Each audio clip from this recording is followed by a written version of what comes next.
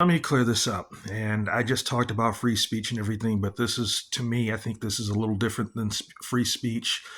This is just about having. I'm not a fan of debates. I'm not a fan of holding debates with people, not because whether or not I win or lose the debates, but to me, they feel like a giant dick measuring contest. And the thing about it is, with those debates, like you're debating people that are not seasoned. Let's just say seasoned and with experience, and it's really easy to go and debate people that you know you can beat. So I'm not into doing that because the thing about it, again, going to these college campuses and having these debates with probably kids that are just discovering what life is all about, or discovering just all the social issues. You get these people who are older who probably wouldn't be couldn't that come to these campuses to debate these kids. And the thing about it is, they do that because they know they can they're the ones that are seasoned, and they're the ones that can beat them in these so-called debates because they have experience with it. They know what they're doing, and I guess in a way, whether for better or for worse, they know who they are. These kids don't know who they are, and they're probably, I would go on YouTube and not watch them, but I'd look at some of these debates where they say Charlie Kirk owned this person, Candace Owens owned this person, you know, um, and I'm thinking, like, or Ben Shapiro, he owned this person in this debate, and I'm thinking, like, of course he owned them.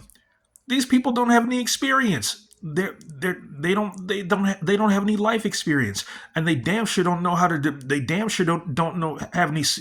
They're not as skilled.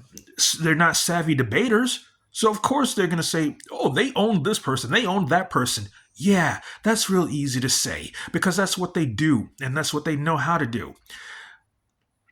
But I am happy that they ran that punk. They ran that punk Kyle Rittenhouse off the out off the stage when he was trying to, I guess he was having a, I don't know if it was a debate or whatever, but he went to, I think, Tennessee, and I guess he was trying to promote his failed book or whatever. And, they asked him, some students asked him some really tough questions.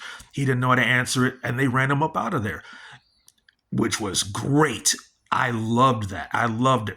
I hope that's more of what he's going to get. The sad thing about it was he had a dog, and he pretty much, from what I've heard, he pretty much abused the dog. So to me, where's PETA when you need him? I wish PETA had known about that because they could probably take the dog or just make his life miserable because he abused the dog. And I'm not, honestly, I'm not in support of abusing the cruelty to animals. So that's pretty, that in and of itself is pretty messed up. It's messed up that he got away with murder. He killed two people and severely maimed one of them, and he wasn't supposed to be out there anyway. So that's another discussion for another day if I ever decide to talk about it. But yeah, he went up there. He went there. I guess he thought he was going to talk to the college students or whatever, and they asked him some really tough questions that he should have known he could answer. He knew he could answer, but he didn't want to answer them, and they ran him up out of there. Good for them. I hope that continues to happen.